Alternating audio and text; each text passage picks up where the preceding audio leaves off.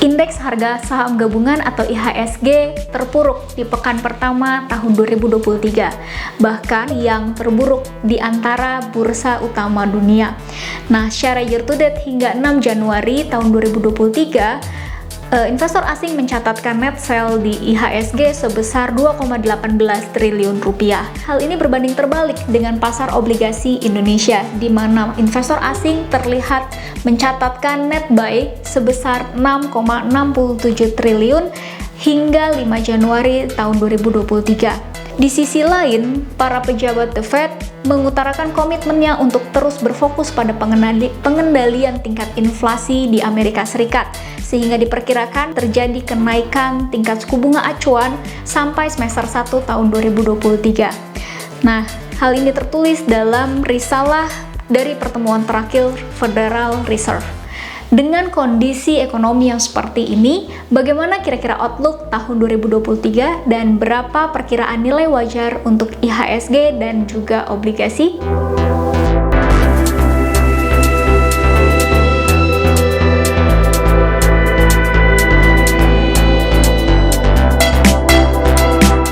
Pak, saat ini kinerja IHSG itu menjadi yang terburuk di Asia. Kira-kira faktor apa, Pak, yang menyebabkan hal ini bisa terjadi? Ya, sampai dengan mungkin minggu kedua Januari 2023, memang terjadi penurunan yang cukup dalam di IHSG, termasuk saham-saham blue chip perbankan juga. Alasannya, seperti yang dijelaskan sebelumnya, bahwa ada kekhawatiran bahwa harga batu bara tidak sebaik 2022. Indonesia yang jadi primadona karena batu bara, mungkin tahun ini tidak lagi jadi primadona. Bobot saham perbankan di dalam IHSG itu kurang lebih mungkin 40%. Kalau di reksadana indeks atau indeks yang aktif banyak dipakai seperti IDX 30, LQ45, Sri Kahati, itu mungkin bisa mendekati 50% atau lebih. Nah, artinya kalau investor asing, kalau beli saham Indonesia karena Indonesia bagus, minimal setengahnya dibelikan saham perbankan. Kalau mereka belinya saham perbankan, juga jualnya saham perbankan. Nah, perubahan sentimen inilah yang menyebabkan kinerja IHSG di awal bulan Januari ini mengalami penurunan.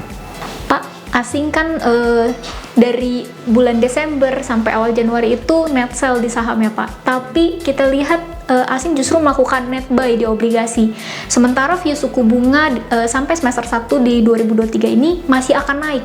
Kira-kira faktor apa yang menyebabkan hal ini terjadi ya, Pak? Ya, jadi investor asing ataupun investor lokal ketika orang berinvestasi kan beda-beda. Ada yang lihat hari ini dengan besok, ada yang lihat hari ini dengan bulan depan, ada juga yang lihat 1, 2, atau 3 tahun lagi. Nah, kenaikan suku bunga sudah cukup signifikan di tahun 2022. Kalau Amerika dari 0 naik 4,25%. Jadi dari 0 sama 0,25 menjadi 4,25 sampai 4,5. Indonesia juga naik dari 3,5 menjadi 5,5%, naik 2%.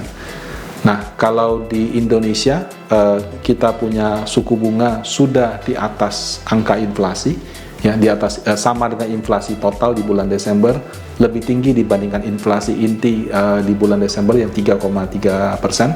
Kalau Amerika Serikat dia punya suku bunga masih lebih rendah daripada tingkat inflasinya, di mana inflasinya sekitar 7%. Kalau dia punya inflasi inti masih di level 5,an%, dia punya suku bunga 4%. Nah, kalau tahun lalu dia harus naik 4%, tahun ini kan tadi inflasi intinya 5,an, dia punya total suku bunga sudah 4,an.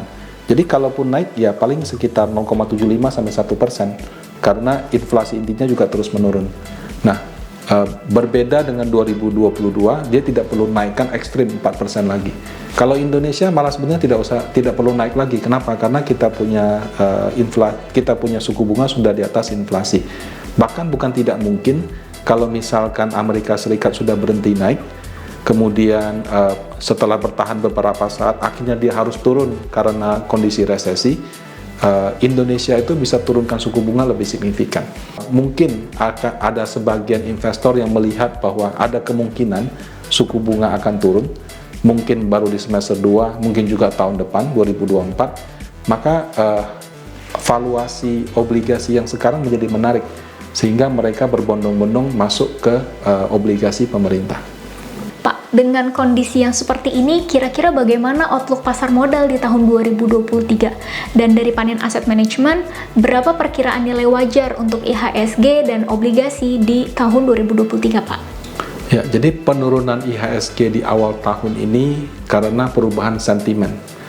Nah, perubahan namanya sentimen ya, itu bisa berubah cepat sekali dari positif jadi negatif, negatif jadi positif. Kadang-kadang datanya sama tapi sentimennya sudah berubah. Nah, sehingga kita jangan terlalu khawatir dengan penurunan yang cukup signifikan di awal Januari ini sebagai outlook untuk sampai dengan 2023. Ya, jadi bisa saja sentimen berubah di tengah-tengah. Nah, kalau yang positif ada laporan keuangan dengan PPKM dicabut, harga batu bara walaupun sudah mulai turun itu masih jauh di atas biaya produksi. Jadi laporan keuangan perusahaan yang di 2023 ini masih akan bagus. Jadi tidak hanya 2022, 2023 masih akan bagus. China sudah dia mencabut semua kegiatan pembatasan travel. Nah, turis China itu jumlahnya 100 sebelum pandemi ya, sekitar 160 sampai 170 juta orang. Dan kalau secara data itu kurang lebih 20% daripada turis di dunia itu dari China. Waktu mereka dikunci, memang turisme di seluruh dunia turun. Nah, begitu mereka sudah boleh jalan-jalan lagi, diperkirakan turisme akan pulih walaupun tidak langsung seperti itu.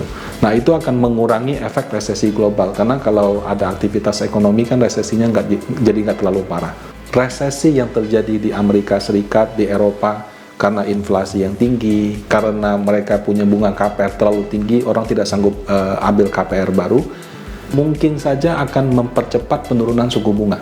Jadi penurunan suku bunga kalaupun tidak jadi di 2023, paling tidak sudah mulai dibicarakan di semester 2 di 2023. Nah, itu juga akan positif langsung untuk obligasi dan secara tidak langsung untuk saham. Dengan mengkombinasikan berbagai pertimbangan di atas, perkiraan Panin Asset untuk level wajar IHSG di level 7.800.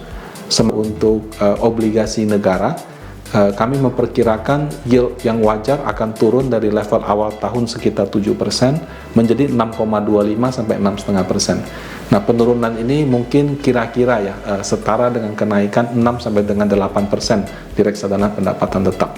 Sekali lagi, ini sifatnya hanya perkiraan, bukan merupakan jaminan. Hai sahabat Panin AM, terima kasih yang sudah menonton video ini. Jangan lupa diklik tombol subscribe-nya supaya sahabat Panin AM semua mengetahui video-video terbaru dari Panin Asset Management. Bagi sahabat Panin AM yang masih ingin tahu nih apa sih itu reksadana dan hal-hal informasi lainnya terkait dengan reksadana, bisa diklik atau dicek di video sebelah kanan. Jika sahabat Panin AM yang ingin mengetahui terkait dengan market update terbaru, bisa diklik video di sebelah kiri.